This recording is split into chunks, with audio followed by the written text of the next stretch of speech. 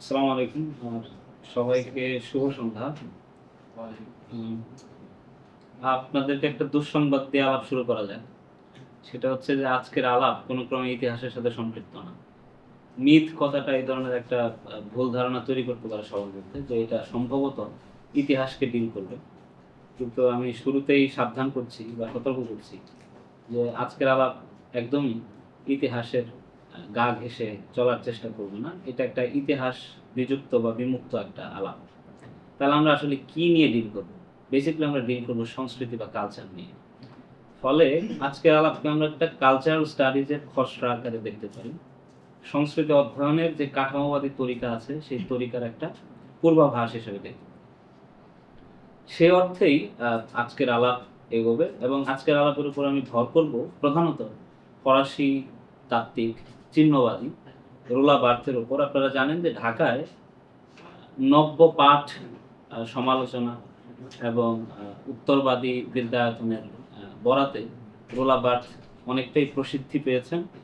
কিন্তু যে অর্থে রোলা বার্থ সারা পৃথিবীব্যাপী বিখ্যাত বা কাজের, সেই অর্থে বাংলাদেশে বা বাংলা ভাষাভাষী মানুষের কাছে রোলা বার্থ পরিচিত হননি। রোলা বার্থকে দেখা হয়ে থাকে রিডিং থিওরির আলোকে। প্রায়শই তাকে রিডিং থিওরির সাথে সম্পৃক্ত করা হয়। কিন্তু সত্যিই যদি আমরা রোলা বার্থের প্রধান কাজগুলোর দিকে লক্ষ্য রাখি তাহলে দেখব যে তিনি প্রথম জীবনে কাঠামোবাদী সংস্কৃতি অধ্যয়ন তাত্ত্বিকদের মধ্যে প্রণিধানযোগ্য একজন ছিলেন এবং পরবর্তীতে তিনি উত্তর কাঠামোবাদের দিকে ঝুঁকে পড়েন। ফলে এটাই তার আলাপ এবং তৎপরতার প্রধান জায়গা। অন্তত আমরা এভাবেই আজকের আলাপ সাজাবো। শুরুতে আমরা মিথ কথাটার দিকে নজর দিতে পারি। মিথ বলতে আসলে আমরা কি উদ্দেশ্য করছি? মিথ কাকে বলে? কখন একটা আখ্যান বা চিহ্ন মিথ হয়ে ওঠে? আমি এক্ষেত্রে আবারও সতর্ক করছি যে মিথ বলতে আমরা যে ধরনের পৌরাণিক আখ্যান বা কাহিনী বলে থাকি বা বুঝিয়ে থাকি, যেটা পুরাণ নিঃসৃত পৌরাণিক বীরত্ব গাথা এবং লোকাচার সংশ্লিষ্ট, রোলা বার্থ এই অর্থে মিথ বুঝতে রাজি নন। মিথ তিনি আবিষ্কার করছেন খুবই প্রচলিত তৎকালীন, আমরা যদি আরো স্পেসিফিক হই, 50-এর দশকের যে ফরাসি সমাজ ব্যবস্থা, 1950 সালে 50-এর দশকের ফরাসি সমাজ ব্যবস্থায় তার চারপাশে যে ঘটমান সাংস্কৃতিক চিহ্নের বিস্তার, সেগুলোর মধ্যেই তিনি মিথের তাৎপর্য প্রকাশ করেছেন এবং মিথের অর্থ তালাশ করেছেন। তার ভিত্তিতেই তিনি মিথের তত্ত্বায়ন সম্পন্ন করেছেন। আমরা যে বইটা এখানে ইন্ট্রোডিউস করতে যাচ্ছি সেটা রোলা বার্থের অন্যতম প্রভাবশালী গ্রন্থগুলোর একটি। বইটির নাম হচ্ছে মিথোলজিস। এটা ফরাসিতে প্রকাশিত হয় 1957 সালে এবং এই গ্রন্থটিতে রোলা বার্থ শুরুর দিকে তার চারপাশে ছড়িয়ে ছিটিয়ে থাকা প্রচুর সাংস্কৃতিক উপাদান সম্পর্কে বিস্তর লেখালেখি করেছেন, ছোট ছোট প্রবন্ধ লিখেছেন এবং শেষের দিকে তিনি এই ব্যাখ্যা বিশ্লেষণের মধ্য দিয়ে যে অনুমান ইতোমধ্যেই প্রকাশিত হয়েছিল সেগুলোর তত্ত্বায়ন করেছেন বিস্তৃত পরিসরে। রোলা বার্থ মিথ বলতে আসলে কি বোঝাচ্ছেন সেটা খুবই গুরুত্বপূর্ণ। মিথ বলতে উনি বোঝাচ্ছেন এক ধরনের সেমিওটিক সিস্টেম, চিহ্ন ব্যবস্থা। কি সেই চিহ্ন ব্যবস্থা? বার্থ বলছেন যে ভাষার স্তরে তো আসলে চিহ্নেরই খেলা চলবে। আমরা তো ভাষা বলতে সাধারণত একটা চিহ্ন ব্যবস্থার দিকেই ইঙ্গিত করি। এখানে বলে রাখা দরকার, রোলা বার্থ ব্যাপকভাবে প্রভাবিত হয়েছিলেন ফার্দিনান্দ দে সসিউর দ্বারা। আপনারা জানেন যে সসিউর একজন কাঠামোবাদী ভাষাতাত্ত্বিক এবং সসিউর প্রথমবারের মতো ভাষা তত্ত্বে বা ভাষা বিজ্ঞানে, যে অর্থে আমরা ভাষা বিজ্ঞান বলে চিহ্নিত করি ভাষাকে, ভাষা তত্ত্বকে বা ভাষা সম্পর্কিত পর্যালোচনা বা গবেষণার ডিসিপ্লিনকে, সেটা বিজ্ঞান হয়ে উঠেছিল সত্যিকার অর্থে সসিউরের হাত ধরেই, কারণ তিনি একটা বৈজ্ঞানিক পদ্ধতি আবিষ্কার করেছিলেন। তো সসিউর বলেছিলেন যে ভাষা এক ধরনের ব্যবস্থা, চিহ্ন ব্যবস্থা, এবং সেই চিহ্ন ব্যবস্থায় চিহ্নের প্রত্যেকটা অর্থ নির্ধারিত হয় আসলে অন্যান্য চিহ্নের সাথে তুলনামূলক সম্পর্কের মধ্যে দিয়ে। আমি বোঝার সুবিধার্থে বলছি উদাহরণ দিয়ে। ধরা যাক আমরা আম নামক যেই ধ্বনিটা ব্যবহার করি একটা গাছ বা একটা ফলকে বোঝানোর জন্য, এটাকে যদি আমরা একটা চিহ্ন হিসেবে বিবেচনা করি, তাহলে সসিউর বলবে আম নামক চিহ্ন তখনই অর্থবহ হবে, তখনই ভাষা হয়ে উঠবে, তখনই চিহ্ন হিসেবে প্রকাশিত হবে, আমাদের কাছে বোধগম্য হবে, যখন গরু, ছাগল, কলা ইত্যাকার অপরাপর চিহ্নের সাথে সে তুলনামূলক সম্পর্কের মধ্য দিয়ে নিজের স্বতন্ত্র অবস্থান নিশ্চিত করতে পারবে। এবং সোসাইটিতে মানুষ আসলে এভাবেই ভাষাকে কনসিভ করে। মানুষ এই চিহ্ন ব্যবস্থার মধ্যবর্তী তুলনাটা সম্পন্ন করে এবং একটি চিহ্ন থেকে আরেকটি চিহ্নের বৈপরীত্য স্বাতন্ত্র্য চিহ্নিত করার মধ্য দিয়ে তাকে লোকেট করে থাকে ভাষার মধ্যে। ফলে আমরা দেখতে পাচ্ছি যে যেহেতু এটা একটা ভাষিক স্পেস বা ভাষিক পরিসর, যেটাকে সোসিওর বলছেন স্পেস, এই স্পেস অবশ্যই স্থানকাল, সামাজিক স্থানকাল নয়, এটা হচ্ছে ভাষার স্পেস। তো এই ভাষিক পরিসরে যেহেতু প্রত্যেকটা চিহ্নের অর্থ অপর একটি চিহ্নের অর্থের সাথে সম্পর্কিত, ফলে এটা আমরা খেয়াল করব যে এই অর্থটা বেসিকলি ফিক্সড। আমি আবার বলছি যে যদি আমরা ভাষাকে একটা চিহ্ন ব্যবস্থা আকারে দেখতে চাই, তাহলে সোসিওরের মত হচ্ছে যে এই চিহ্নগুলো এট এ টাইম একই ভিন্ন ভিন্ন অর্থে আসলে সম্পর্কিত থাকতে পারে না। আমের একটা ফিক্সড অর্থ আছে গরুর তুলনায়, কলার একটা ফিক্সড অর্থ আছে কাঁঠালের তুলনায়। এই যে ফিক্স অর্থের মধ্যে ভাষা ব্যবস্থাপনাকে কল্পনা করা, একটা কাঠামো কল্পনা করা, এটাকে আমরা বলবো সোসিওরের প্রধান অবদান। এটার প্রচুর সীমাবদ্ধতা আছে এবং বিস্তর সমালোচনা হয়েছে এই পদ্ধতির, কিন্তু এটাই আসলে কাঠামোবাদের প্রধান গুণাঙ্গগুলোর একটি। সোসিওরের এই কাঠামোবাদী ভাষা তত্ত্বের উপর ভর করে বার্থ আমাদের জানাচ্ছেন যে মিথোলজি বা মিথের ভাষাও আসলে একই প্রক্রিয়ায় কাজ করে। তিনি বলছেন যে আমরা যখন একটা জিনিসকে, একটা চিন্তাকে, একটা সামাজিক অভিপ্রকাশকে যখন আমরা পারসিভ করি, তখন কি তার লিটারাল মিনিংকে পারসিভ করি, নাকি বদলে যাওয়া বিবর্তিত উলম্বিত কোনো মিনিংকে গ্রহণ করি? বার্থ প্রস্তাব করবেন যে একটা চিহ্নের দুই ধরনের অর্থ থাকে, একটা হচ্ছে ডিনোটেশন আর একটা হচ্ছে কনোটেশন। ডিনোটেশনটা কি? বার্থ বলছেন যে একটা চিহ্নের এক ধরনের লিটারাল মিনিং আছে, যেভাবে আমরা সোসাইটিতে বিভিন্ন চিহ্ন দেখি। আমি একটু এই আলাপগুলো তাত্ত্বিক মনে হবে, কিন্তু আপনাদের আতঙ্কের কিছু নয়, আমি একটু পরে উদাহরণ দিয়ে বিষয়গুলো সহজ করে আনার চেষ্টা করবো। প্রচুর উদাহরণ দেওয়া হবে। আমি বলছি যে বার্থ বলছেন যে চিহ্নের মধ্যে যে লিটারাল অর্থটা থাকে, আক্ষরিক অর্থটা থাকে, যে আক্ষরিক দোতনাটা থাকে, নেসেসারিলি সেটাই যদি আমরা গ্রহণ করি তাহলে সেটা মিথ হবে না। তাহলে মিথ হবে কখন? মিথ হবে তখন যখন ওই আক্ষরিক অর্থটা লোপ পাবে, গৌণ হয়ে যাবে, হালকা হয়ে যাবে, ঝাপসা হয়ে যাবে, এবং তার জায়গা দখল করবে অন্য এক বিবর্তিত অর্থ, অন্য এক অ্যাবস্ট্রাকশন, অন্য এক বিমূর্ত অর্থ, দূরবর্তী অর্থ, এবং সেটাই প্রধান হয়ে উঠবে। আমরা একটু পরেই যখন উদাহরণ দেবো তখন এই ব্যাপারগুলো বুঝতে সুবিধা হবে। ফলে এটা সবসময় ভাষার যে আক্ষরিক অর্থ, আমি আবার বলছি মিথ সবসময় ভাষার যে আক্ষরিক অর্থ সেটা থেকে দূরবর্তী ঘটনা, বিকল্প অর্থ তৈরি করতে প্রস্তুত। ফলে বার্থ বলছেন এটাকে সেকেন্ড অর্ডার সেমিওটিক সিস্টেম। এটা হচ্ছে দ্বিতীয় স্তরের একটা চিহ্ন ব্যবস্থা, এটা প্রথম স্তরের চিহ্ন ব্যবস্থা না। যেই চিহ্ন ব্যবস্থার মধ্যে আমরা দৈনন্দিন জীবন নির্বাহ করি, আমরা একে অন্যের সাথে কমিউনিকেট করি, এই চিহ্ন ব্যবস্থা মিথে কার্যকর না। মিথের চিহ্ন ব্যবস্থাটা হচ্ছে আমাদের দৈনন্দিন ভাষিক যে প্রথম স্তর সেটার থেকে একটু দূরবর্তী দ্বিতীয় স্তরের ঘটনা।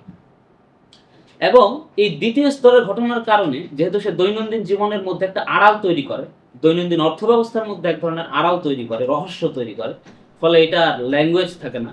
তিনি বলছেন যে এটা হয়ে যায় মেটা ল্যাঙ্গুয়েজ। মেটা ল্যাঙ্গুয়েজ কি করে? মেটা ল্যাঙ্গুয়েজ বলতে আমরা বুঝবো যে একটা ভাষা দিয়ে যখন আমরা আরেকটা ভাষা বোঝার চেষ্টা করি, যেমন ধরা যাক আমরা যদি বলি যে নামাজ হচ্ছে ফরজ, তো এটার পেছনে আমরা কি দলিল দেব? বলবো যে আল্লাহ বলছেন। তো তারপরে আল্লাহ যে আছেন এটার পেছনে কি দলিল দেব? বলবো আল্লাহ বলছেন, আল্লাহ আছেন।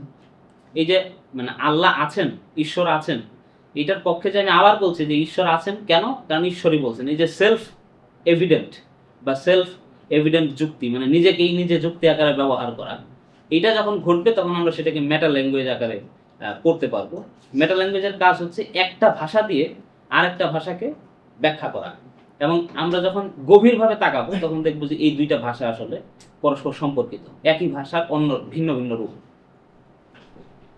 তো মিথ কিভাবে কাজ করে সেটা ব্যাখ্যা করতে গিয়ে বার্থ বলছেন যে মিথ এক ধরনের সহজ বা স্বাভাবিকীকরণ করে, যে কোনো চিহ্নের এক ধরনের স্বাভাবিকীকরণ করে।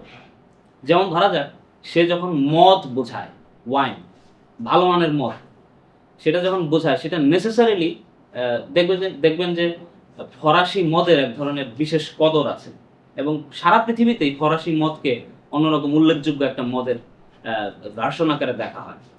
ধরা হয়ে থাকে যে মদগুলোর মধ্যে ফরাসি মদ উৎকৃষ্ট। এই যে মদের সাথে ফ্রান্স নামক দেশকে সম্পৃক্ত করে ফেলা, নেসেসিয়েট করে ফেলা, জরুরি করে ফেলা, এই জরুরি করার কাজটা মিথ করে, বা এই জরুরি কাজটা সম্পূর্ণ হওয়ার ফলেই মদ সম্পর্কিত মিথ তৈরি হয়। একইভাবে সারা পৃথিবীব্যাপী এরকম একটা ডিসকোর্স চালু আছে যে মহিলারা বা নারীরা খানিকটা আবেগী হয়ে থাকে। এই যে আবেগ নামক একটা মানসিক বর্গের সাথে মহিলা নামক একটা সোশ্যাল বর্গের জরুরি বা নেসেসারি, অনিবার্য সম্পর্ক তৈরি করা হচ্ছে, এবং সেটাকে স্বাভাবিক হিসাবে ঘোষণা করা হচ্ছে। আমরা বলবো এখানে নারী এবং আবেগ, এই দুই সম্পর্কেই মিথ তৈরি হয়েছে।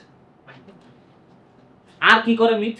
মিথ ডিপলিটিসাইজ করে, সে বিরাজনীতিকরণ করে। সে কি বলে?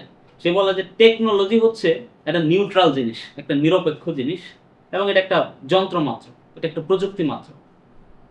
এই ধরনের ডিসকোর্স নিশ্চয়ই আপনার বাজারে শুনেছেন, যে একটা চাকুর কখনো দোষ থাকতে পারে না, সেটা দিয়ে যখন আপনি ফল কাটবেন সেটা ভালো, যখন খুন করবেন সেটা খারাপ। চাকু অ্যাজ আ টুল হিসাবে সেটা নিউট্রাল এবং নিরপেক্ষ। এই ধরনের একটা ডিসকোর্স সারা পৃথিবীতেই আছে। এই প্রক্রিয়াটাও এক ধরনের মিথ। কি সম্পর্কে? চাকু সম্পর্কে। কেন? কারণ চাকু তো একটা নির্দিষ্ট সোশ্যাল কনটেক্সটে তৈরি হয়েছে। চাকু তো হুট করে আসমান থেকে টপ করে পড়েনি। চাকু উৎপাদনের পেছনে এবং সৃষ্টির পেছনে মানুষের একটা সোশ্যাল কনটেক্সট দরকার হয়েছে। একটা বিশেষ সামাজিক স্থানিক প্রেক্ষিতে একটা বিশেষ প্রয়োজনের তাগিদে মানুষ চাকু সৃষ্টি করেছিল। সেই ইতিহাসটা, সেই কনটেক্সটটা, সেই প্রয়োজনীয়তাটা, সেইটাকে এটা আড়াল করছে। আমি আবার বলছি, চাকু সৃষ্টির সাথে, আবিষ্কারের সাথে বা উৎপাদনের সাথে যে সামাজিক সম্পর্ক থাকে এবং প্রয়োজনীয়তার সম্পর্ক থাকে, সেটাকে গোপন করা হচ্ছে এই মিথের কাজ। আমরা বলবো যে মিথ যখন এটাকে গোপন করে চাকুকে একটা নিরপেক্ষ এবং প্রযুক্তি মাত্র আকারে দেখাবে, তখন আমরা বলবো সে চাকু সম্পর্কিত মিথ তৈরি করছে। মিথের আরেকটা কাজ হচ্ছে সে ইনোকুলেশন করে, এটাকে এক ধরনের ইনজেকশন প্রক্রিয়া। সে কি করে? সে মানুষের মধ্যে এই কথা ছড়িয়ে দেয় যে পুঁজিবাদের কিছু কিছু ত্রুটি আছে, কিছু কিছু সীমাবদ্ধতা আছে, কিন্তু এ যাবৎ পর্যন্ত পুঁজিবাদী সব থেকে সাস্টেইনেবল ব্যবস্থা। সে বলে যে গণতন্ত্রের মধ্যে কিছু সীমাবদ্ধতা আছে বটে, কিন্তু গণতন্ত্রের থেকে অধিকতর উত্তম কোনো ব্যবস্থা আমাদের সামনে নাই। এই কথা বলার মধ্য দিয়ে আপনারা নিশ্চয়ই বুঝতে পারছেন যে এটা এক ধরনের পুঁজিবাদের বৈধতা বা গণতন্ত্রের বৈধতা নিশ্চিত করা হয়। কিন্তু আমি যে দিকটার দিকে দৃষ্টি আকর্ষণ করবো আপনাদের, সেটা হচ্ছে এই যে এর মধ্য দিয়ে আসলে বেসিক্যালি পুঁজিবাদের এই ছোট ছোট ফ্লোস, ছোট ছোট সীমাবদ্ধতা, গৌণ সীমাবদ্ধতাকে হাইলাইট করার মধ্য দিয়ে, হাজির করার মধ্য দিয়ে মিথ আসলে কি করে? পুঁজিবাদের যে মৌলিক সংকট, প্রধানতম সংকট, সেটাকে লুকিয়ে ফেলে। গণতন্ত্রের খানিকটা সীমাবদ্ধতা বলার মধ্য দিয়ে সে গণতন্ত্রের প্রধান সংকট বা মৌলিক সংকটটা লুকিয়ে ফেলে। এইভাবে সে মিথ তৈরি করে গণতন্ত্র এবং পুঁজি সম্পর্কিত। এবং নেসেসারিলি মিথ তৈরি হয়, একটা সোসাইটিতে মিথ তৈরি হয় সবসময় যারা ক্ষমতা চর্চায় লিপ্ত বা ক্ষমতা সম্পর্কের অধিকারের কাছাকাছি, তাদের তাদের সাপেক্ষে বা মানে তাদের পক্ষে মিথ সবসময় ক্ষমতার পক্ষে কাজ করে। এবং বার্থ বলছেন যে 50-এর দশকে ফ্রান্সে সাংস্কৃতিক অঙ্গনে যেই ধরনের চিহ্ন ব্যবস্থা জারি ছিল, যেগুলো মিথ উৎপাদন করছে, সেগুলো সবই আসলে বুর্জোয়া আইডিওলজির বাহক মাত্র। সেটা আসলে বুর্জোয়া মধ্যবিত্তের যে আইডিয়া, যে ভাবাদর্শ, সেটাকেই আপহোল্ড করছে। কেন? তিনি বলছেন যে সোসাইটিতে এরকম একটা কথা আছে, মানে ফরাসি সময়ে তিনি সোসাইটিতে বলছেন যে হার্ড ওয়ার্ক আর ট্যালেন্ট, এই দুইটার সমন্বয় ঘটাতে পারলেই সেটা সাকসেসের রূপ নেবে। মানে সাফল্যের পেছনে কি করা দরকার?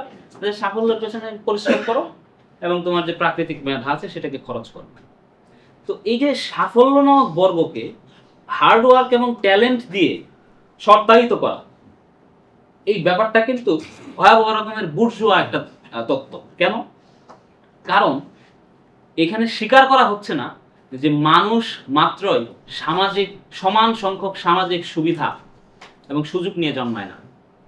প্রতিটি মানুষ নির্দিষ্ট সংখ্যক সামাজিক সুযোগ এবং সুবিধা নিয়ে জন্মায়, এবং নেসেসারিলি একজন লোক যতই হার্ডওয়ার্ক করুক না কেন, তার যতই ট্যালেন্ট করুক না কেন, ওই যে সামাজিক বৃহত্তর সামাজিক কাঠামো, সেইটা যদি তার মানে নিয়ন্ত্রণে না থাকে, তার সপক্ষে না থাকে, তার বিরুদ্ধে থাকে, তাহলে এই হার্ডওয়ার্ক এবং ট্যালেন্ট আসলে সাকসেসের রূপ নেবে না। সাকসেস হয়ে ওঠার পেছনে একটা ট্যালেন্ট এবং হার্ডওয়ার্কে সোসাইটির ইন্ধন লাগবে, সোসাইটির প্রশ্রয় লাগবে, এবং এই বৃহত্তর কাঠামোর এক ধরনের সহায়তা লাগবে বা সমর্থন লাগবে। কিন্তু আমরা বুর্জোয়া আইডিওলজিতে দেখব যে এই সফলতাকে এমনভাবে সংজ্ঞায়িত করা হবে যেন শুধুমাত্র সফলতার জন্য শুধুমাত্র পরিশ্রম এবং মেধাই যথেষ্ট, সমাজ বা কাঠামোর কোনো সহায়তা জরুরি নয়। আরেকটা হচ্ছে যে ধরা যাক সৌন্দর্য বলতে আমরা কি বুঝি। বুর্জোয়া দত্ত আমাদেরকে বলবে যে সৌন্দর্যের প্রধান শর্ত হচ্ছে তাকে ফর্সা হতে হবে এবং তাকে হতে হবে স্লিম, একটু আঁটো, একটু ছিপছিপে গরমের হলে আমরা তাকে ফর্সা, এবং ছিপছিপে গরমের হলে তাকে আমরা একটা মোটামুটি সুন্দর বলে ধরে নেব। এই যে সৌন্দর্যের মানদণ্ড নির্ধারিত হচ্ছে, এটা নির্ধারণ করছে কে? নেসেসারিলি আমরা বলবো এটার পেছনে একটা কলোনিয়াল মাইন্ড আছে, যে ফর্সাকে কি মনে করে? সৌন্দর্যের প্রতীক মনে করে। সে সে নাদুস নদুস লোককে সৌন্দর্যের প্রতীক মনে করে না, সে মনে করে যে একটু ছিপছিপে গরনের কেউ হলে সেটাই সৌন্দর্য। এটা একটা কলোনিয়াল মাইন্ডের থেকে ব্যাখ্যা আসে নাই, এবং এটার পেছনে অবশ্যই ক্যাপিটালিজমের একটা মাইন্ড আছে। ফলে এই যে ক্যাপিটালিজম এবং কলোনিয়াল মাইন্ডসেট দ্বারা নির্ধারিত সৌন্দর্যের সংজ্ঞা, সেটা সে এমনভাবে উপস্থাপন করে যেন এইটাই সার্বজনীন সংজ্ঞা, এবং সৌন্দর্যে এই মাত্র একটা মাত্র শর্ত, সেটা হচ্ছে তাকে ফেয়ার স্কিন হতে হবে এবং স্লেন্ডার বা ছিপছিপে গরনের হতে হবে। ফলে আমি বলছি যে যখন এইভাবে সৌন্দর্যের সংজ্ঞা তৈরি হয়, যাদের মাধ্যমে তাদেরকে গোপন রেখে, তাদেরকে আড়াল করে যখন এটাকে সার্বজনীন রূপ দেওয়া হয়, তখন সৌন্দর্য সম্পর্কিত মিথ তৈরি হয়। আশা করি খানিকটা হলেও আমরা মিথ কি এবং মিথ কিভাবে কাজ করে, মিথ কিভাবে তৈরি হয়, সেটার একটা প্রাথমিক ধারণা দিতে পেরেছি। এরপর আমরা একটু এর প্রক্রিয়ার দিকে নজর দেব। প্রক্রিয়াটা কি? প্রক্রিয়াটা হচ্ছে, এই ছবিটার দিকে যদি আমরা তাকাই, রোলা বার্থ একদম এক্স্যাক্টলি এই ধরনের একটা উদাহরণই তার বইয়ে দিয়েছেন। তিনি বলছেন যে একজন কালো বর্ণের ফরাসি সৈন্য ফরাসি পতাকার দিকে স্যালুট করছে, এই ধরনের একটা উদাহরণই বার্থ দিয়েছেন। বার্থ বলছেন যে এখানে আসলে কি ঘটে। এখানে আমরা দেখতে পাচ্ছি যে একজন কৃষ্ণাঙ্গ ফরাসি নাগরিক ফরাসি পতাকাকে স্যালুট করছে। ফলে এখানে আমরা দুই ভাবে এই চিহ্ন ব্যবস্থাকে ব্যাখ্যা করতে পারি। একটা হচ্ছে ফার্স্ট অর্ডার সায়েন্স সিস্টেম, যেটা আমরা দৈনন্দিন জীবনে ব্যবহার করি। মানে এই ছবিটার দুইটা অর্থ আছে। একটা হচ্ছে আমরা স্বাভাবিক জীবনে যে ভাষার মধ্যে বসবাস করি, সেই ভাষিক অর্থ, প্রথম স্তরের অর্থ। আর একটা হচ্ছে এটা যে মিথ তৈরি করে, সেই মিথের দ্বিতীয় স্তরের অর্থ। রোলাবার দ্বিতীয়টার ব্যাপারে আগ্রহী, কিন্তু আমরা প্রথমটা দিয়ে শুরু করব। প্রথম অর্থ ব্যবস্থা কি দাঁড়াচ্ছে, আমরা এখানে একেবারে রোলাবার সোসিওরের পদ্ধতি অবলম্বন করছেন। বাদ বলছেন যে এখানে সিগনিফায়ার কে? সিগনিফায়ার হচ্ছে এই যে কালো মানুষটা। আর কি বলছে? তার স্যালুট দেওয়ার যে ভঙ্গি, এই ভঙ্গিটা। আর কি বলছে? যে ফরাসি পতাকা, এটা একটা সিগনিফায়ার, মানে চিহ্ন। সিগনিফায়ার মানে চিহ্ন। তো এখানে কি কি চিহ্ন দেখলাম আমরা? একজন কৃষ্ণাঙ্গ সৈন্য, তার স্যালুট, এবং একটা ফরাসি পতাকা। আরো কিছু চিহ্ন আছে, সেগুলো অপ্রধান বা গৌণ। এই তিনটাকে আমরা যদি প্রধান চিহ্ন ধরি, তাহলে সেগুলো কি সিগনিফাই করছে? তাহলে সিগনিফাইড হচ্ছে, এটা লিটারাল মিনিংটা হচ্ছে যে একটা সোলজার বা একজন সৈন্য লয়ালটি প্রদর্শন করছে, আনুগত্য প্রদর্শন করছে ফরাসি পতাকা বা ফ্রান্সের আনুগত্য প্রদর্শন। এই তো মিনিং। এই ছবি তো এই লিটারাল মিনিংই বহন করে যে এটা ফরাসি ফ্রান্সের প্রতি আনুগত্য প্রদর্শন করছে। কিন্তু আমরা যদি এই সিগনিফায়ার এবং সিগনিফাইডের দ্বৈত আবেশের মধ্যে উৎপাদিত নতুন অর্থ তালাশ করি, তাহলে দেখবো যে এটা এক ধরনের সাইন তৈরি করছে। কি সাইন? বলছে যে এটা তো আসলে এক ধরনের দেশপ্রেমী বটে। বলছে যে এটার সর্বশেষ যে মিনিংটা, আমরা স্বাভাবিক জীবনে যে ভাষায় বসবাস করি, এই ভাষাতে থাকলে এর সর্বশেষ যে মিনিংটা দাঁড়ায়, সেটা হচ্ছে সে দেশপ্রেমিক। এটা হচ্ছে শেষ স্তর। মানে এই চিহ্নগুলোর শেষ অর্থটা এই দাঁড়ায় যে সে একজন দেশপ্রেমিক। এটা আমরা স্বাভাবিক জীবনে যেভাবে ভাষাকে পড়ে থাকি, যে চিহ্ন অবস্থার মধ্যে থাকি, সেইটার দিক থেকে এটা ব্যাখ্যা। কিন্তু যদি আমরা এটা কিভাবে মিথ উৎপাদন করে সেইটা বুঝতে চাই, তাহলে আমাদের ভাষার দ্বিতীয় স্তরে প্রবেশ করতে হবে। বাট বলছেন যে তাহলে আমরা দ্বিতীয় স্তরে প্রবেশ করি, সেইখানে কি করছে বলছে, এই যে প্রথম স্তরের যে সাইন, সে একজন পেট্রিয়াটিক, মানে সে একজন দেশপ্রেমিক যোদ্ধা, এইটাই হচ্ছে দ্বিতীয় স্তরের সিগনিফায়ার বা চিহ্ন। দ্বিতীয় স্তরে এইটাই চিহ্ন। ওকে, প্রথম স্তরের চিহ্ন কি ছিল? একজন প্রথম স্তরের চিহ্ন ছিল একজন কৃষ্ণাঙ্গ যোদ্ধা, তার স্যালুট, মানে খুব এই প্রথম স্তরের চিহ্নগুলো ছিল খুবই মূর্ত, দৃশ্যমান, এবং সেগুলো দেখা যায়, ধরা যায়, ছোঁয়া যায়। কিন্তু দ্বিতীয় স্তরে আমরা খুদ প্রথম স্তরে উৎপাদিত যে সাইন, সর্বশেষ অর্থ, সেই চূড়ান্ত অর্থটাকেই দ্বিতীয় স্তরের সাইন বা চিহ্ন হিসেবে করব। তাহলে দ্বিতীয় স্তরের সাইন হচ্ছে দেশপ্রেমিক বা দেশপ্রেম। এখন একজন কালো যোদ্ধা ফ্রান্সের প্রতি অনুগত 1950 সালের প্রেক্ষাপটে এটা আসলে কি প্রমাণ করে?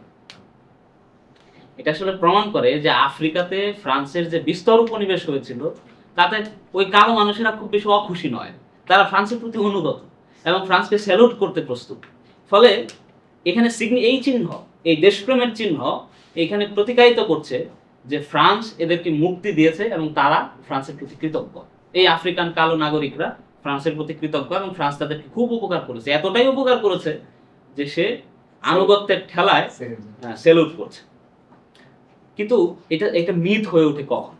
এটা মিথ হয় আরো দূরবর্তী এক অর্থ প্রকাশ করে যখন, যেহেতু ফ্রান্স কলোনি স্থাপন করেছে আফ্রিকাতে, এবং আফ্রিকার একজন কালো যোদ্ধা ফ্রান্সের প্রতি সম্মানে গদগদ এবং তাকে স্যালুট করছে, তার মানে বোঝা যাচ্ছে যে কলোনাইজেশন প্রক্রিয়া একটা খুবই উত্তম প্রস্তাব, উত্তম প্রক্রিয়া, এবং কলোনাইজেশন আদতে একটা সিভিলাইজেশন প্রজেক্ট, যাতে খুদ কলোনাইজড জনগোষ্ঠীর কোনো আপত্তি নাই, এমন খুবই ভালো জিনিস।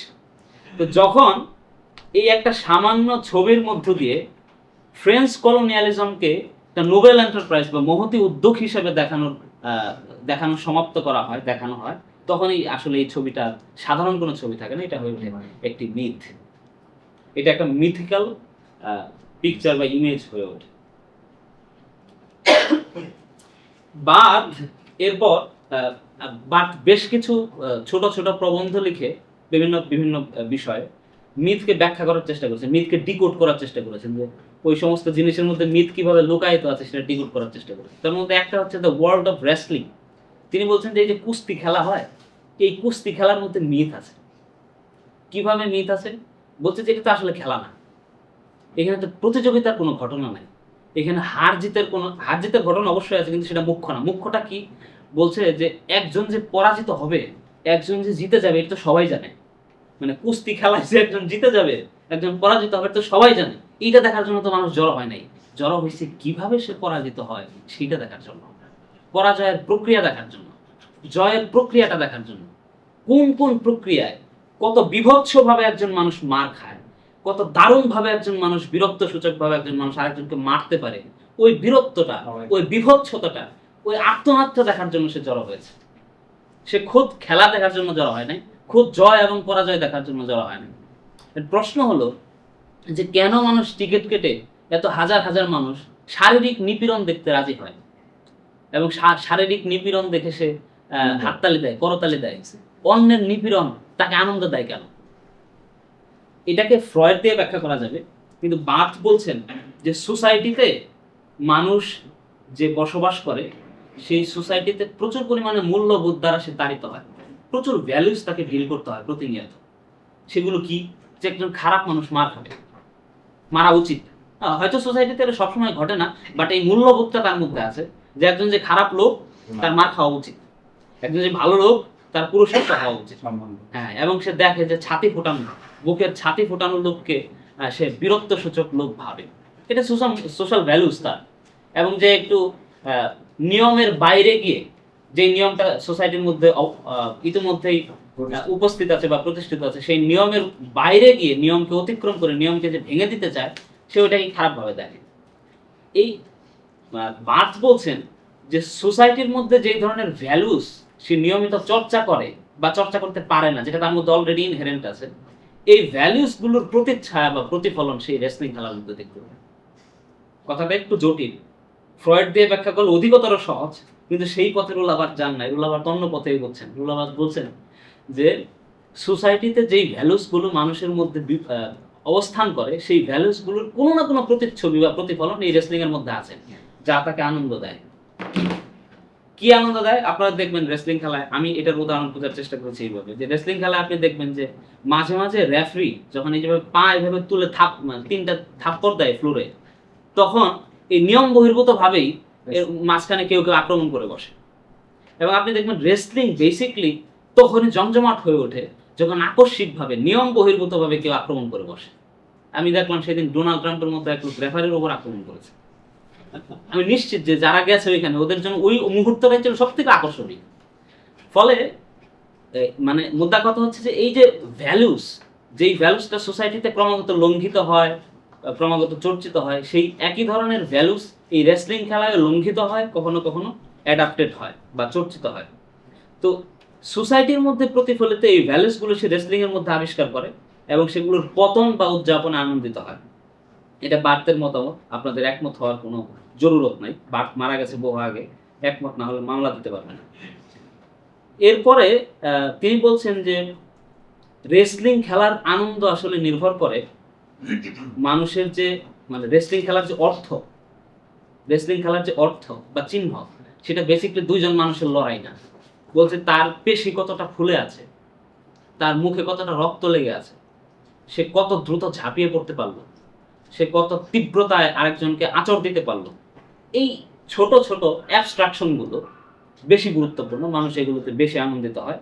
এবং এই মুহূর্তগুলো যেগুলো মূল খেলার থেকে কম প্রকাশ্য, যেগুলো সাধারণত মানুষ আলাদা করে লক্ষ্য করে না। আবার বলছি যে আপনাকে দেখানো হচ্ছে একটা রেসলিং খেলা বা কুস্তি খেলা যেখানে দুইজন মল্লযোদ্ধা যুদ্ধ করছেন, কিন্তু আপনি খেয়াল করেন না, মানে সচেতনভাবে খেয়াল করেন না তাদের শরীরের যে বিভিন্ন ধরনের বিভিন্ন শেড তৈরি হয়, তাদের শরীরের বাহুর মধ্যে বা মাংসপেশিতে যে ধরনের শেড তৈরি হয়, সেটাতে আপনি সচেতনভাবে খেয়াল করেন না।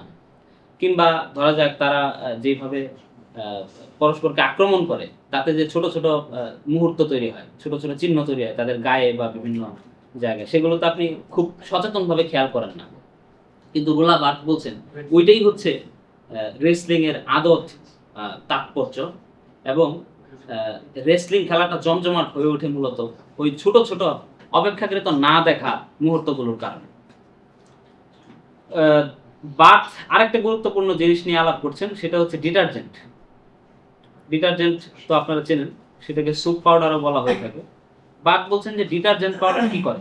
ডিটারজেন্ট পাউডার কাপড় পরিষ্কার করতে কাজে লাগে। কিন্তু উনি বলছেন ফরাসি সোসাইটির বরাত দিয়ে বলছেন যে ডিটারজেন্ট যখন আমাদের সামনে হাজির হয়, তখন কি শুধু সে কাপড় পরিষ্কার করার দাবি নিয়েই হাজির হয়? তার আর অতিরিক্ত কোনো দাবি থাকে না? ডিটারজেন্ট যখন আমাদের সামনে উপস্থাপিত হয়, তখন সে কিসের দাবি নিয়ে উপস্থাপিত হয়? যে আমি কাপড় পরিষ্কার করতে পারি, সেটা তো অবশ্যই। কিন্তু এর বাইরেও সে একগুচ্ছ দাবি নিয়ে আবির্ভূত হয়, যেগুলো তার উপাদান, কার্যকরিতা এবং কর্মপরিধির মধ্যে নাই, সেগুলো থেকে আলাদা, অন্যরকম। সেটার উদাহরণ আমরা একটু পরে দেব। একইভাবে বার্থ বলছেন যে স্টেক এবং চিপস, আপনারা জানেন ফ্রেঞ্চ ফ্রাই বলে যেটা খান, ওটাকে চিপস বলা হচ্ছে এখানে। এবং ফ্রান্সের স্টেক, গরুর মাংসের যে স্টেক, সেটা খুব প্রসিদ্ধ এবং অভিজাত একটা ইয়ে হিসাবে খাওয়া হয়। কিন্তু প্রশ্ন হচ্ছে যে ফ্রান্স কেন গরুর মাংসকে এবং চিপসকে এত অভিজাত এবং উত্তম খাদ্য মনে করে? কেন এটাকে ফরাসি দেশের আভিজাত্যের সাথে তুলনা করা হয়? মানে একটা আলু ভাজা, এটা গরুর মাংসের ভাজা, সেটা কেন ফরাসি দেশে জাতীয় আভিজাত্যের প্রতীক রূপে বিবেচিত হয়? কেন? মনে রাখতে হবে, এই গরু উৎপাদিত হচ্ছে ফ্রান্সের বাইরে, কলোনিতে। এই আলু উৎপাদিত হচ্ছে ফ্রান্সের বাইরে, কলোনিতে। যেহেতু কলোনি একটা মহৎ প্রোডাক্ট, কলোনি একটা মহতি উদ্যোগ, কলোনি একটা মহতি ব্যাপার স্যাপার, ফলে কলোনিতে উৎপাদিত পণ্যেরও একটা আভিজাত্য আছে এবং এটা জাতীয় গৌরবের অংশ। যেহেতু কলোনি জাতীয় গৌরবের অংশ, ফলে কলোনি থেকে যে ফসল চলে আসে ফ্রান্সে, সেটার একটা আলাদা তাৎপর্য বা গৌরব আছে। এই জন্য স্টেক এবং চিপস ফ্রান্সে জাতীয় গৌরব বা অভিজাত খাদ্য হিসেবে বিবেচিত হয়। বার্থ এত ডিটেইলে কলোনি শব্দটা উচ্চারণ করেন নাই। আমরা নিজেদের বোঝার সুবিধা, যেহেতু আমাদের সামনে সুযোগ আছে এখন, আমরা নিজেদের বোঝার সুবিধার্থে এবং সময়ের প্রেক্ষাপটের কারণে এইভাবে বুঝতে চাইছি। আমরা এখন একটা বিজ্ঞাপন দেখব। বিজ্ঞাপনটা ডিটারজেন্ট সম্পর্কিত। তিব্বত ডিটারজেন্ট পাউডারের একটা পুরনো বিজ্ঞাপন, যেখানে মৌসুমী অভিনয় করেছিলেন। আমরা দেখবো যে সে কি কি দাবি নিয়ে উত্থিত হচ্ছে।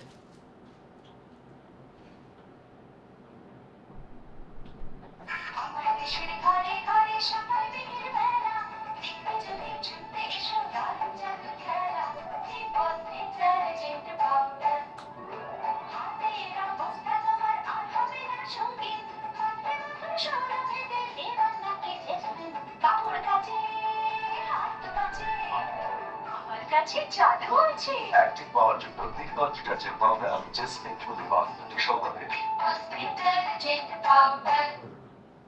সো এইখানে তিব্বত ডিটারজেন্ট পাউডারের প্রধান কাজ হচ্ছে কাপড়কে পরিষ্কার করা। কিন্তু একটা পুরাতন কাপড় যেটা আপনি গায়ে দিয়েছেন, ময়লা হয়েছে, সেটা আপনি ধুয়ে ফেললেন, খুব উৎকৃষ্ট ডিটারজেন্ট দিয়ে ধুয়ে ফেললেন, সেটা কি নেসেসারিলি আর নতুন হবে?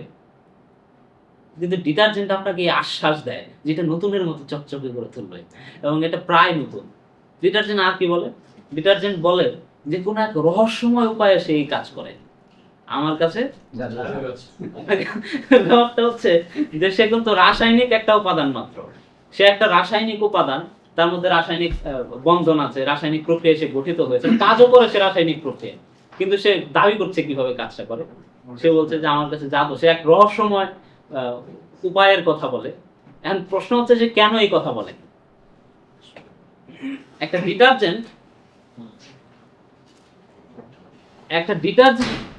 কাজ করে রাসায়নিক প্রক্রিয়ায়, সে নিজেও একটা রাসায়নিক উপাদান হওয়া সত্ত্বেও কেন সে বলে যে আমি একটা রহস্যময় উপায়ে কাপড়কে নতুনের মতো ঝকঝকে করে তুলি? কেন এটা বলে এই কারণে যে জিনিসটা যথাসম্ভব রহস্যময় করে তুললেই কেবল মিথ হওয়ার সম্ভাবনা তৈরি হবে। আমি আবার বলছি যে লিটারাল যে মিনিং, মানে আমাদের যে দৈনন্দিন জীবন বাস্তবতার যে চিহ্ন, সেই চিহ্ন থেকে দূরে সরে গিয়ে যথাসম্ভব দ্বিস্তরিক রহস্যময় চিহ্ন ব্যবস্থায় প্রবেশ করলেই সেটা মিথিক্যাল মূল্য তৈরি হবে। এই অর্থে ডিটারজেন্ট বা তিব্বত ডিটারজেন্ট পাউডারের এক ধরনের মিথিক্যাল মূল্য বা ভ্যালু তৈরি হচ্ছে।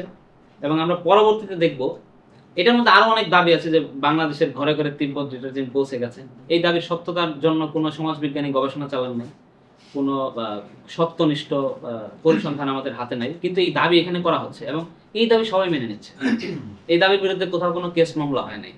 ফলে বিজ্ঞাপন যখন আমরা পারসিভ করি, তখন এটা একটা নর্মাল একটা বয়ান হিসেবে আমাদের সামনে আসে। আমরা খুব বেশি তার দ্বারা হই না, আক্রমণাত্মক হয়ে ওঠে না, আক্রান্ত হই না। আমরা খানিকটা হলেও তাকে মেনে নিই বা মেনে নেওয়ার জন্য প্রস্তুত থাকি।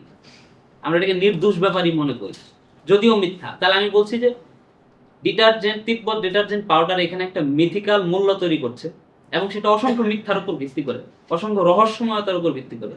এবং মজার ব্যাপার হচ্ছে মানুষ সেটা মেনে নিতে প্রস্তুত, অন্তত যতটা অপ্রস্তুত থাকলে সে আক্রমণাত্মক হয়ে ওঠে সেই পরিমাণ প্রস্তুত মানুষ এটাতে না। আমরা দেখবো এইটা যে একটু খানিকটা হালনাগাদ করা ভার্সন যেটা, সেটা দেখি আমরা।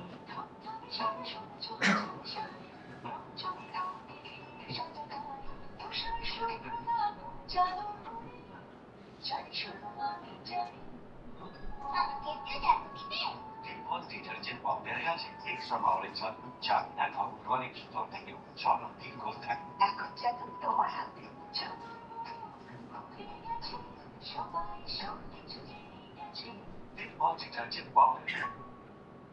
এখন এইখানে যেটা বলা হচ্ছে যে জাদুময় রহস্যময় প্রক্রিয়ায় তিব্বত ডিটারজেন্ট কাপড় পরিচ্ছন্ন করতো, সেই প্রক্রিয়াটি নাকি সবাই জেনে গেছে, সেটা ঘরে ঘরে পৌঁছে গেছে এবং এই প্রক্রিয়াটি সম্পর্কে সবাই জেনে গেছে। এই দাবিটা ইটসেলফ একটা রহস্যময়তা তৈরি করে। মানে মুদ্রা কথা হচ্ছে জাদুকে সে অসংজ্ঞায়িতই রাখে, জাদুকে সে জাদুই রাখে, গুপ্তই রাখে, কিন্তু সে দাবি করছে যে এই জাদু সবাই জেনে গেছে। কেন? কারণ সবাই তিব্বত ডিটারজেন্ট কিনছে। যেহেতু কিনছে, তাহলে ধরে নেব যে সবাই জাদু টের পেয়ে গেছে। এই কথা বলার মধ্যে দিয়ে খুব জাদু তো আর ক্লিয়ারিফাই হয় না, খুব জাদুর ব্যাখ্যা তো আর হাজির হয় না, খুব জাদু তার অজাদু বা বাস্তব হয়ে ওঠে না। এইখানে আপনারা খেয়াল করবেন যে শুভ্রতার দিকে বেশি পরিমাণে ইঙ্গিত করা হচ্ছে। মানে সাদা কাপড়ের দিকে বেশি ইঙ্গিত করা হচ্ছে, এবং সাদা কাপড় আপনারা দেখলেন যে একটু আগে বাচ্চা যখন লাল রঙের ফোঁটা দেওয়া হলো তখন মা খানিকটা খুশিই হলেন। কারণ কি, তার কাছে তিব্বত ডিটারজেন্ট পাউডার আছে, এই জিনিস দূর করা তার জন্য মামুলি ব্যাপার। তো পৃথিবীতে এই ধরনের মায়ের মানে সংখ্যা যদিও না থাকে, বিজ্ঞাপনে আমরা দেখবো যে মায়েরা খুশি হয়, যেমন সার্ফ এক্সেলের ওই বাচ্চাটা যখন কাদায় পড়ে যায় তখনও মা খুশি হয়, কারণ তার কাছে সার্ফ এক্সেল আছে। তো এই এই যে মা খুশি হচ্ছে, এটা কনস্ট্রাক্টেড। মা খুশি হচ্ছে, এটা অত্যন্ত কৃত্রিম একটা ব্যাপার। বাচ্চা নোংরা করলে মা খুশি হওয়ার কথা না, কিন্তু মাকে খুশি রাখা হচ্ছে কৃত্রিম ভাবে। কেন? কারণ তার কাছে কি আছে? তিব্বত ডিটারজেন্ট পাউডার আছে। তিব্বত ডিটারজেন্ট পাউডারের শক্তিমত্তা তাৎপর্য উপস্থাপন করার জন্য মায়ের এই মানে ছবিটা কনস্ট্রাক্ট করা হচ্ছে যে মা খুশি হচ্ছে। এবং এখানে আরেকটা সব থেকে জটিল যেই ঘটনাটা ঘটছে সেটা হচ্ছে, আমরা জানি যে পণ্যের মতাদর্শিক রূপান্তর ঘটে। মার্কস অনেক আগে ইঙ্গিত করেছিলেন, পণ্য যখন আমরা হাতে পাই, যখন বেচা কিনিতে প্রবেশ করি, তখন আসলে আমরা শুধুমাত্র এর ব্যবহারিক ভ্যালু কিনি না বা উপযোগিতা কিনি না, প্রচুর মতাদর্শ কিনে নেই। ওই পণ্যের প্যাকেটের মধ্যে জড়ানো থাকে, পণ্যের গায়ে লাগানো থাকে, পণ্যের সাথে সংযুক্ত থাকে প্রচুর মতাদর্শ বা ভাবাদর্শ আমরা একসাথে খরিদ করি। যেমন ধরা যাক, আপনারা যখন ঘরের বাজারের হানি নাট কিনেন, তো নেসেসারিলি তো আপনার হানি নাট কিনেন না, আরো অনেক কিছু কিনেন, আরো অনেক কিছু যে এটা খাঁটি, আর কি এটার একজন অর্গানিক তো ওই যে জাহাঙ্গীর কবির একটা যখন কিনি তখন অর্গানিকটাও কিনি শক্তি উৎপন্ন হয়। হ্যাঁ, ধরা যাক আমরা জাহাঙ্গীর কবিরের কাছ থেকেও কিনলাম না, ঘরের বাজার থেকেও কিনলাম না, আমরা খুব একটা তাকের মধ্যে সাজানো কিছু পণ্য আছে, সেখান থেকে আমরা খরিদ করছি। এখানে কোনো ব্যক্তি নাই, ব্যক্তি সম্পর্কিত ইমেজও নাই, তার কোনো দাবিও নাই, একটা তাকে সাজানো আছে, একটা টুপি, একটা রেহাল, একটা আতর। তা আমরা আতর কিনলাম, কেন কিনলাম? আমরা কি শুধু সুগন্ধি কিনলাম? না, আমরা সুন্নত কিনছি। তো আমি বলছি যে এটা খারাপ না ভালো সেটা না, আমি বলছি যে পণ্য যখন আমরা খরিদ করি তখন আসলে বেসিক্যালি আমরা মতাদর্শও খরিদ করি, প্রচুর আদর্শ আমরা আসলে একসাথে খরিদ করি, পণ্যের সাথে সম্পর্কিত বা অ্যাসোসিয়েটেড। এইখানে যেটা ঘটছে যে তিব্বত ডিটারজেন্ট পাউডার আপনাকে শুধু কাপড় পরিষ্কার করার উপাদানই তুলে দিচ্ছে না, সে আপনার হাতে জাদুও তুলে দিচ্ছে। বলছে এখন জাদু তোমার হাতে। এই যে জাদু একটা রহস্যময় প্রক্রিয়া, যেই রহস্যময় প্রক্রিয়া সে কাপড়কে নতুনের মতো ঝকঝকে করে তোলে, যেই রহস্য কেউ জানে না, শুধু তিব্বত ডিটারজেন্ট জানে, সেই রহস্যময় প্রক্রিয়ায় আপনার অংশীদারিত্ব নিশ্চিত করা হচ্ছে, এটা না জানিয়েই যে রহস্যটা কি। ফলে এটা কয়েক দফা মিথিক্যাল মূল্য তৈরি করছে এবং অর্থের রহস্য বা ঘেরাটুক তৈরি করছে। এরপরে আমরা দেখব এই ছবিটা আমার শুভকে বললাম যে তুমি যেহেতু গ্রিন রোডের দিকে যাও, ওখানে স্বপ্নের যে আউটলেটটা আছে সেখানে এই ছবিটা পাবে, এটা আমাকে পাঠাও। তো এটা অন্য কাজে আমি এনেছিলাম, বাট এখানে কাজে লাগছে, সেটা খুব ভালো ব্যাপার। তো এইখানে আমরা দেখবো যে এটা গ্রিন রোডের পাশে যে স্বপ্নের আউটলেটটা আছে সেইটার বাইরের দিকের একটা বিজ্ঞাপন। এই বিজ্ঞাপনে কি দেখানো হচ্ছে? এই বিজ্ঞাপনে দেখানো হচ্ছে যে একজন জেলে জাল প্রস্তুত করছেন। কেন? কারণ তিনি মাছ ধরবেন। এরপরের দৃশ্যে দেখানো হচ্ছে ঠিক তারপরের স্তর, অর্থাৎ তিনি জালটা নদীতে ফেলছেন, এবং তারপরের স্তরে দেখতে পাচ্ছেন একটা মাছ, একদম তরতাজা ফ্রেশ একটা মাছ আমরা দেখতে পাচ্ছি। কিন্তু প্রশ্ন হচ্ছে যে এই প্রত্যেকটা ছবি একসাথে যখন একই ক্যানভাসের মধ্যে আমরা দেখতে পাই, তখন তারা সম্মিলিতভাবে একটা বয়ান বা ন্যারেটিভ তৈরি করে। সেই বয়ানটা জেলে, জাল এবং মাছ থেকে আলাদা। আমি আবার বলছি যে জেলের এই ছবি, জেলের জাল ছোড়ার এই ছবি এবং মাছের ছবি, এই তিনটা যখন একই ক্যানভাসে একসাথে হাজির হয়, তখন তারা এমন এক দূরবর্তী রহস্যময় দ্বিস্তরিক ভাষায় প্রবেশ করে, যেই ভাষাটা মাছের সাথেও সম্পর্কিত নয়, জেলের সাথেও সম্পর্কিত নয়, জালের সাথেও সম্পর্কিত নয়। এটা একটা বর্ধিত মূল্য তৈরি হয়। কি সেই বর্ধিত মূল্য? সেটা তো আছেই, সেটাও এক ধরনের আন্দাজ করা যায় এখানে। সেটা আমি বলছি আরো গভীরতর একটা কথা, সেটা হচ্ছে যে স্বপ্নের দাবি হচ্ছে এই ছবির মধ্য দিয়ে যে সে খোদ কৃষকের কাছ থেকে আসলে পণ্যটা সংগ্রহ করে। সে কোনো দালালের সহযোগে, সে কারণ বাজার থেকে মাছ কিনে না, মাছ কিনে এনে এখানে ফ্রোজেন করে না, সে সরাসরি কোথায় চলে যায়? ফরিদপুর চলে যায়। ফরিদপুর গিয়ে সে মাছটা কৃষকের কাছ থেকে হক দাম দিয়ে, ন্যায্য পাওনা দিয়ে সে কৃষকের কাছ থেকে কেনার পর মাছের কাছ থেকে কেনার পর সে নিজের বাহন দিয়ে একদম আপনার প্লেটে এনে হাজির করছে, আপনি এখন কিনবেন। ফলে ফলে স্বপ্ন শুধু ব্যবসা করছে না, স্বপ্ন শুধু মাছ বিক্রি করছে না, সে জেলে এবং বিক্রেতার মধ্যবর্তী যে দালাল গোষ্ঠী, যে দালাল গোষ্ঠীর কারণে খুব জেলে ক্ষতিগ্রস্ত হয়, সেই দালাল গোষ্ঠীকেও সে কি করে ফেলছে, সে মিনিমাইজ করতে পেরেছে, খানিকটা হলেও মিনিমাইজ করতে পেরেছে। এবং এই করার মধ্যে দিয়ে সে মাঝিকে লাভবান করেছে, উৎপাদক স্তরে লাভবান করতে পেরেছে। এই যে সামাজিক দায়িত্ব, আমি আবার বলছি, কৃষি খাতে উৎপাদক পর্যায়ে লাভবান রাখার, উৎপাদককে লাভবান রাখার এবং সর্বোচ্চ লাভবান রাখার যে সামাজিক দায়িত্ব একটা এনজিওর নেওয়ার কথা, একটা রাষ্ট্রের নেওয়ার কথা, একটা সরকারের নেওয়ার কথা, কোনো মহতী প্রতিষ্ঠানের নেওয়ার কথা, সেটা নিচ্ছে একটা মাছ বিক্রেতা। সব ফলে এই তিনটা ছবি আমাদেরকে দেখায় যে স্বপ্ন শুধুমাত্র মাছ বিক্রি করছে না, শুধুমাত্র ফ্রেশ খাঁটি তাজা মাছ বিক্রি করছে না, সে আসলে কৃষক বা উৎপাদক স্তরে ন্যায্য দাম দিয়ে কৃষি রক্ষা করছে। এবং বাংলাদেশের যে কৃষি খাত, এই কৃষি খাতে এই মডেল অত্যন্ত মহতী এক উদ্যোগ।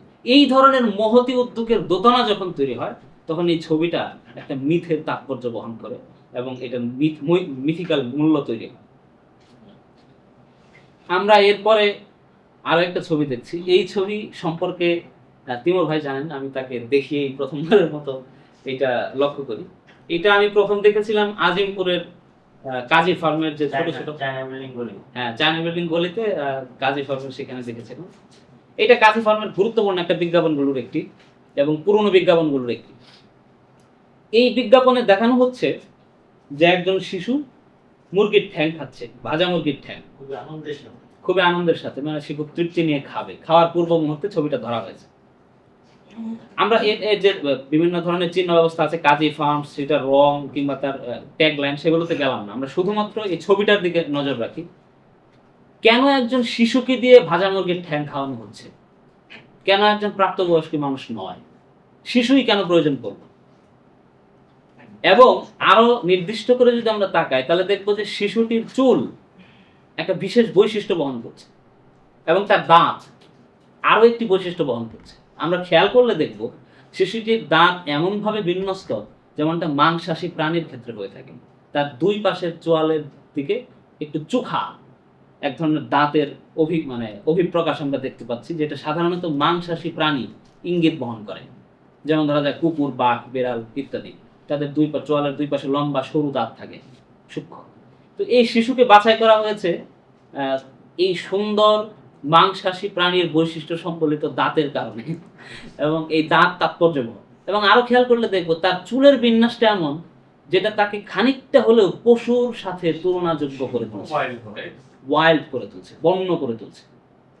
কিন্তু প্রশ্ন হচ্ছে যে শুধুমাত্র বন্য চুলের গড়ন এবং মাংসাশী প্রাণীর বৈশিষ্ট্য সম্বলিত দাঁতের গড়ন দেখেই কি তাকে নির্বাচন করা হয়েছে? সেটা তো একজন পূর্ণবয়স্ক মানুষের ক্ষেত্রেও হতো। এরকম মানুষ পাওয়া সম্ভবই হতো যারা বয়সেও বড়, আবার এই ধরনের বৈশিষ্ট্য আছে। প্রচুর শাহবাগী এই ধরনের লোক পাওয়া যাবে। তো তারপর ওই মেয়েটাকে কেন বাছাই করা হলো? এটার কারণ হচ্ছে যে শিশু অবস্থাকে আমরা বলবো মানুষের ফিতরাত বা মানুষের সব থেকে ইনার সেলফ।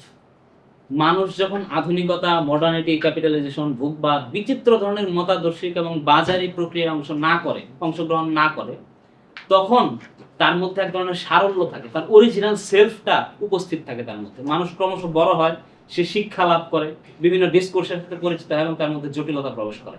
সে নানান কিছু পছন্দ অপছন্দ করতে শেখে, সে আলাদা করতে শেখে, সে ভালো এবং মন্দ নানান ধরনের ডক্ট্রিন, মতাদর্শ দ্বারা তাড়িত হয়। কিন্তু শৈশব হচ্ছে মানুষের এমন দশা, যেই দশায় মানুষের এই জটিলতায় প্রবেশ করে না এখন, মানুষ ভাষায় প্রবেশ করে না এখন। ফলে মানুষ মিথ্যা থেকে খানিকটা হলেও মুক্ত। এই জন্য শিশুরা মিথ্যা বলতে পারে না, কারণ সে তো ভাষাই জানে অল্প। ভাষা সবসময় মিথ্যার প্রধান আতুরঘর। আপনি ভাষায় প্রবেশ করা ছাড়া মিথ্যা বলতে পারবেন না। এই কথাটা একটু লিটারাল মনে হলো বা খেলো মনে হলো, কিন্তু জিনিসটা আমি অন্য অর্থে বলছি যে ভাষায় প্রবেশের নেসেসারি অর্থই হচ্ছে মিথ্যায় প্রবেশ করা। ভাষিক মানুষ কখনো সত্য বলতে পারে না। এই জন্য সত্য বলতে পারেন কেবল যিনি ভাষা অতিরিক্ত, তিনি হচ্ছে ঈশ্বর, মানে তিনি অ্যাবসোলিউট ট্রুথের অধিকারী। অ্যাবসোলিউট ট্রুথ মানুষের পক্ষে বলা সম্ভব নয়। তো এই জন্য আমরা দেখবো যে যেহেতু মানুষের যে ফিতরাত বা প্রকৃতিগত বা সহজাত সেলফ, সেই সেলফটা ধরা পড়ে কেবলমাত্র শৈশবে। এই জন্য একজন পশুর মতো বিন্যস্ত চুল এবং মাংসাশী প্রাণীর মতো দাঁতের অধিকারী একটা শিশুকে নির্বাচন করা হয়েছে, কারণ পণ্যটা হচ্ছে মুরগির ঠ্যাং। তো এর মধ্য দিয়ে আমরা দেখলাম যে প্রচুর পরিমাণে অর্থ তৈরি হচ্ছে, কিন্তু মিথটা কোথায়? মিথটা কখন তৈরি হচ্ছে? এখানে মিথ কোথায় লুকায়িত আছে? মিথ তৈরি হচ্ছে তখন যখন আমরা এই ছবির মধ্য দিয়ে তিনটা প্রস্তাব আছে, মানুষ সব মানে তিনটা প্রস্তাব আছে, তার মধ্যে সব থেকে বড় যে প্রস্তাব সেটি এই ছবির মিথ। সেটা কি? মানুষ মাত্রই মাংসাশী। যেহেতু এই শিশুটা মানুষের অরিজিনাল সেলফের প্রতিনিধিত্ব করছে, ফলে অরিজিনাল যে মানুষের যে অরিজিনাল সেলফ, যে সত্তা, প্রকৃতিগত সত্তা, ফিতরা, সেটা স্বভাবতই কি? মাংসাশী।